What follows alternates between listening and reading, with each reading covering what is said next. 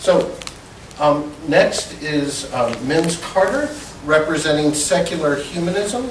Mr. Carter, can you tell us a little bit about what secular humanism is all about? And tell us about yourself, too. Okay, well, just briefly about myself. About 46 years ago, when I was 12, that gives you my age, I became an atheist. I'd been a Catholic, and I joined a group called Junior Grade Books, and I read a book called The Voyage of the Beagle by Charles Darwin, and I saw adventure and learning and the excitement of that, and I went on reading more Origin of Species, and you know, that scientific worldview of reason, rationality, discovery just seemed to make more sense to me. And when I got to college, I became a student of religion because I found it fascinating. And I became a secular humanist about that time. I'd been one, I think, all along, but I never knew what it was. And I found out there was an actual name for it. Secular humanism is a life stance without a belief in the supernatural. That our stance is you can be a good, ethical person, live a life of joy and service to humanity and to the world with the tools of science, reason, and your own human experience. And our aim is to do just that. Make sure that humans flourish and we have a good time along the way. So that's about what we're about. Is religious tolerance important to secular humanism? And if so, what? It's central. Tolerance in all human activities is central, but religious tolerance especially.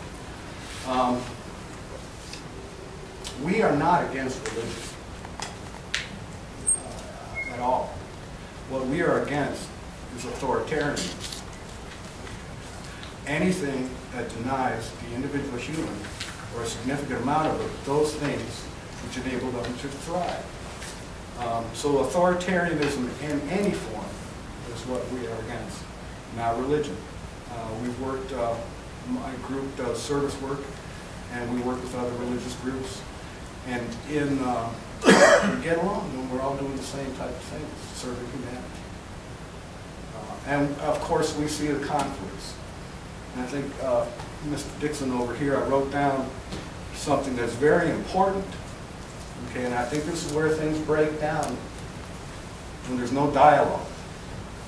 Okay, one of the things, I keep learning stuff. You know, I was listening to a talk on this guy's giving on tests done on rationality. When we think of rationality, reasonableness, as a human trait that each one of us uses on their own. You think and you come up with rational answers, you get rational answers to questions. That's not the way it works. We're not very good at individually reasoning out our way to good answers. But through dialogue and sharing our reasoning with each other, as a group, we come up with answers. And you know, I think there's deep truth in that. We have to keep dialogues. And when you have authoritarianism, my way or the highway, this is a revelation, you better believe it, or else. And you know, black and white, everything is black and white. It just doesn't work very well. Okay. So, from your point of view, is religious tolerance important in a multicultural society? And why, if so? Well, it's absolutely essential. And I think one of the issues we have, when we've had cultures that have many different religions, many different cultures in them, and there's maybe not one that is so far on top of Mr. Dixon was mentioned about Christianity. But there's a big mix. Things tend to work out well. Or when the dominant religion, I'm thinking of Spain during the Moorish era, some parts of Hindu history, things flourish. Okay? And then all of a sudden, you know, the main religion brings the hammer down, and things get really bad. So I think, you know, religious tolerance is essential in a multicultural setting. It's essential for everyone to buy into that, even the majority religion buy into tolerance, or you know, the other groups are going to suffer, be marginalized. I know as an atheist, I have, like I said, I have many good, deeply religious friends, but there are a lot of people who, down here, of course, you know, and you're right. I also, that intolerance in theory and not practice. I have another friend that I met the other night who came here from California, and he said pretty much the same thing. You know, it's like Southern hospitality is awesome, you know, but there is this rigidness, you know, in theory. I don't know where those go. I kind of tend to wander around topics. You're doing great. And you were leading into the next question anyway, which is, do you think that Hattiesburg is a religiously tolerant community? And if so, why? If not, why not? In my experience, I would, you see, I'm not from here. My daughter goes to school here, and I've been through USM a lot, been through Hattiesburg a lot, and I've interacted with some of the secondary groups here. And I think it's less, because it's a college town, because there is a natural multicultural setting here, that is, it's a lot more tolerant than a lot of other places. But the secret to it, again, is dialogue. I mean, tribalism is a major problem, authoritarianism, tribalism. If you don't know the other, okay?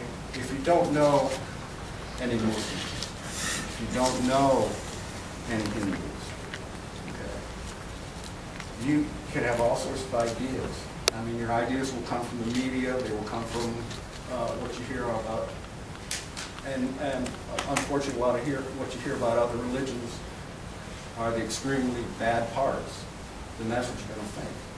But if you actually meet them and have dialogue, your attitude changes completely.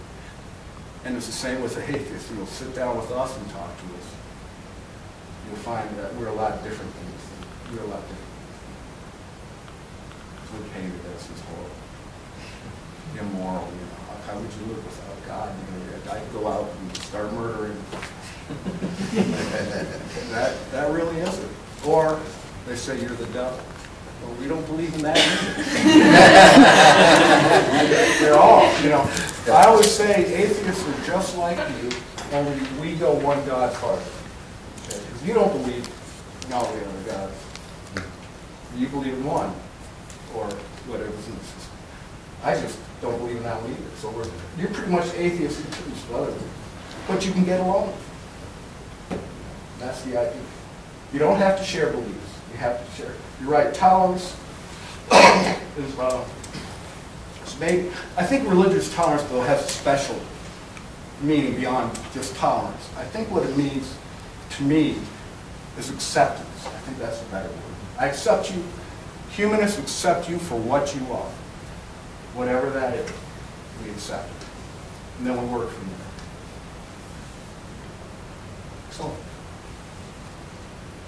Anything else that you would like to add? Not now. Okay. Looking forward to questions. Okay, that's fair enough.